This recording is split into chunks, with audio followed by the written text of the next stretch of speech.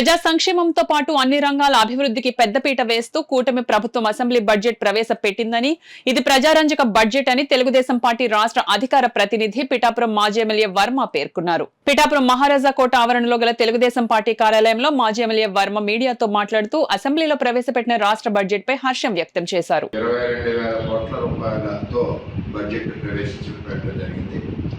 ఇందులో బీసీలకి 47,000 కోట్లు, ఎస్టీకి 8,189 కోట్లు, ఎస్సీకి 20,000 కోట్లు, ఈడబ్ల్యూఎస్ 10,000 కోట్లు, అలాగే అన్ని వర్గాలకి సంబంధించి ఆర్థిక పరిపుష్టంగా వర్గాలను నిలబెట్టడం కోసం అలాట్మెంట్స్ చేయడం జరిగింది. అన్ని వర్గాలను కూడా సమతుల్యం చేసుకుంటూ బడ్జెట్లో పెట్టడం జరగడం గర్వకారణం. సూపర్ 6 హామీలు అమలు చేసే దిశగా రైతులకి అన్నదాత సుఖీభావకి 6,300 కోట్లు, తల్లికి వందనానికి 9,400 కోట్లు, ఎన్టీఆర్ భరోసాకి 27,000 కోట్లు, దీపం 2వ పథకానికి 2,600 కోట్లు.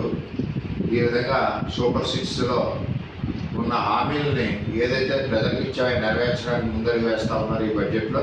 అదేవిధంగా మత్స్యకారులకు సంబంధించి 450 కోట్ల రూపాయలు మరి పెట్టడం కూడా జరిగింది. ఇరిగేషన్కి 18,000.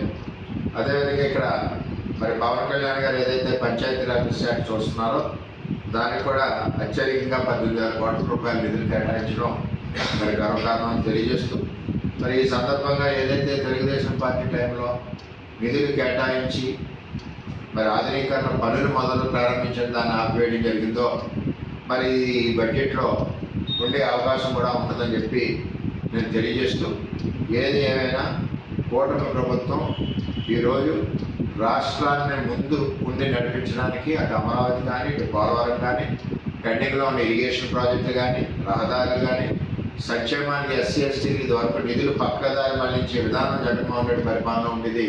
ఇప్పుడు అటువంటిది లేకుండా బీసీ వర్గాలకు కానీ, ఎస్సీ వర్గాలకు కానీ మరి అందరికీ కూడా ఎవరి నిధులు వారికి వెళ్ళే విధంగా కేంద్ర ప్రభుత్వం నుంచి వచ్చే స్కీమ్స్ కూడా ఇంప్లిమెంట్ చేసే విధంగా ఈరోజు బడ్జెట్ని రూపకల్పన చేయడం జరిగింది.